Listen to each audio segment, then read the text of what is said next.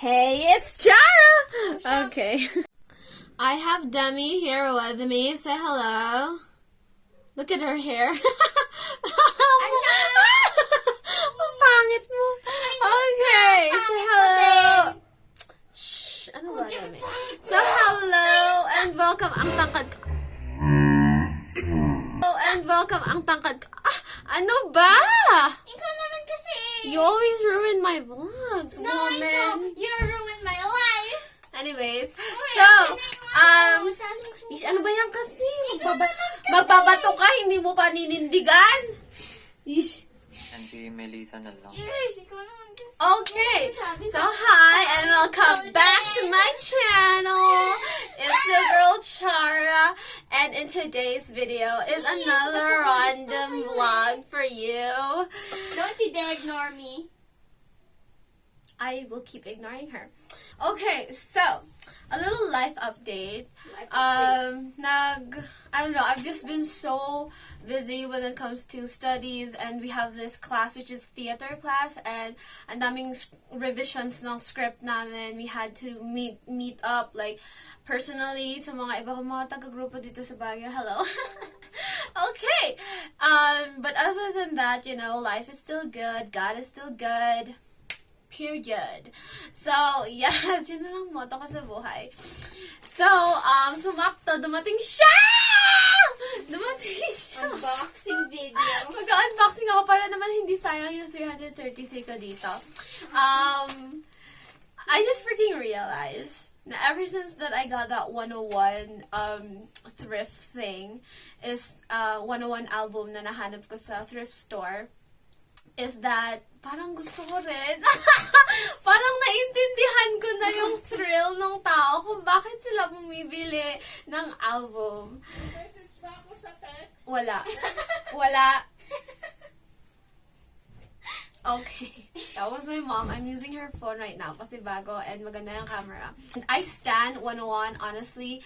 Pero, yun nga, The Boys is my ultimate, you know, fandom. So, I decided to buy one of their albums. Pero okay lang sa akin kahit unsealed siya. Because I'm just really in it for, like, the CD, I guess the photo book. And, ewan ko, I only buy albums that I like. Yung medyo unique yung feature. May unique siya na feature. Ganon. Okay. Enough talk. Ang dami ko na sinabi. Let's just... Kinatter ko na siya.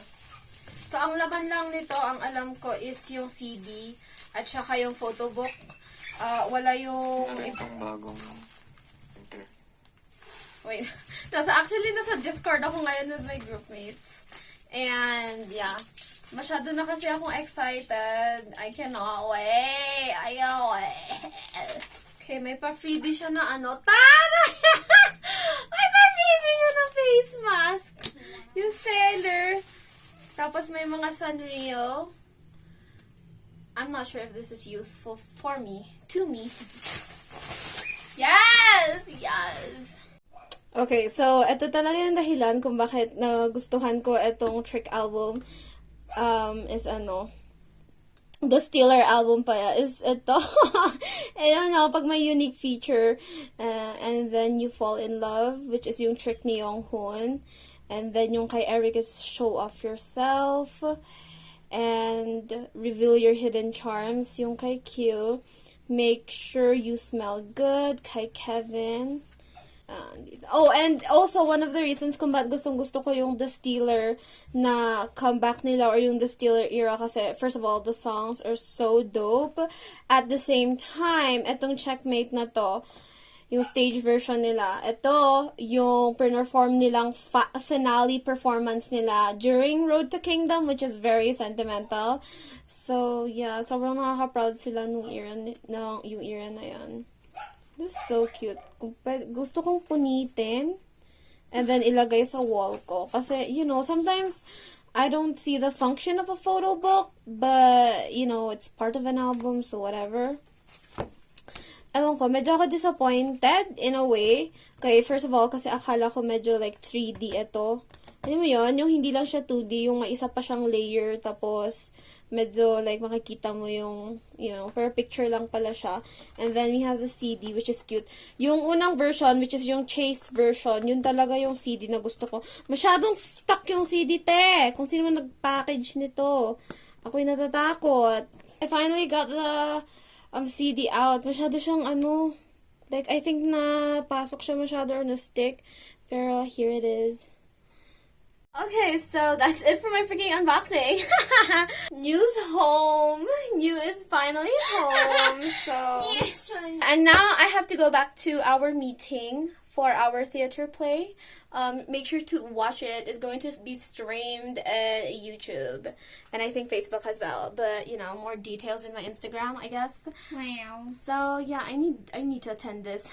Yeah.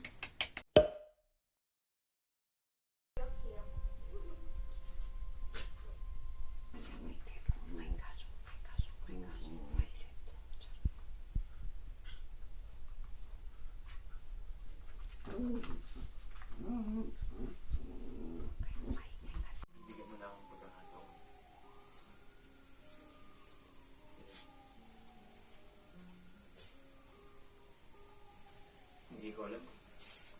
Tatanggap pa ako, mapapaniwala mo pa ako, pero mangyari man yun o hindi. Gusto kong paalam sa'yo, ano? Yan. To? Oh. Wait, dito ka pa. Saan? Yan. Yes. Ay, ngawit na ako. Cut the cameras.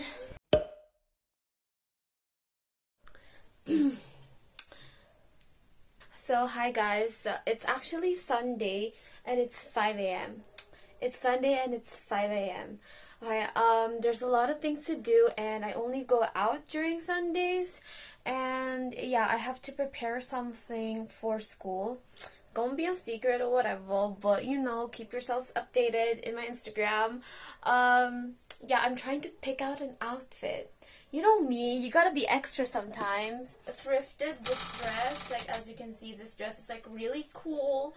She looks like a pattern on a worm, para siyang pang nanay vibes. So, basta very cute tong dress na to, and I really love it, and I've been dying to wear it. I don't know, maybe I don't like how it's like whoosh, like just cuts here, and as you can see, like you can see the strap of my bra, but that's like least the problem. I just don't like how, it's like cut here. And yeah, and I haven't kakaligo ko lang, so yeah, serving you wet look vibes here.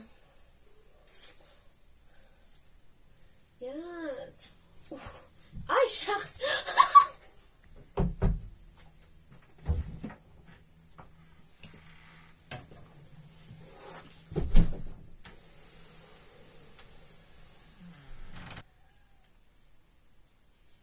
Yeah, okay. I think this is the final look. I kind of like it this more. Yung yung mas opaque yung At first I thought I was going to go with this, but then I remembered that I have a long sleeved one. And yeah, I think this is much better because when I wore this, it actually like draws more attention to the mesh top than to the dress, unlike like wearing this black one. Yeah, the attention goes back to the dress. So yeah, oh, and hair reveal. Okay. Yes, who's your lettuce? Who's your lettuce? Originally, I wasn't planning on making it like green. Pero yung sister ko, tinanong niya sa akin if ever na gusto ko ba ng green na hair. And I was like, yes. I even made a poll sa Instagram ko. Which color should I pick? But then napaisip ako, actually nanalo yung gray. A lot of you guys voted for the gray hair. But na-realize ko din na if I choose the like green hair, eventually hindi rin lang siya tatagal. It's going to wash out and then it will be like this, either like blonde or grayish tone, basta light tone siya. So yeah, so it's like if I go with the green, it's like trying out two colors at once, so that would be good. So yeah, I got green hair. And dami sinabi nga sa akin nung isa kong classmate na like Billie Eilish, but when I looked at my hair, I kinda much more remembered Shigo from Kim Possible, if you know that. So yeah. Yes. And hindi ko rin maintindihan yung haircut ko, to be honest. But yeah. I haven't actually seen the back of my head. Yeah, but that's the back. Yeah, I kind of like it. My mom hates it. Ilang beses niya na akong pinaparinggan na, ayoko yung buhok mo, Belle. Gaya-gaya siya sa akin. Tapos pagtatanungin ko, okay na ba yung outfit ko? Sasabihin niya sa akin na, yung buhok mo, gaya siya. She's always like distracted when it comes to my hair. But I'm like, I just laugh it all out. Because my mom's really cute when she gets irritated. Yes, I'm a good daughter, by the way. So yeah. So, what else should I do?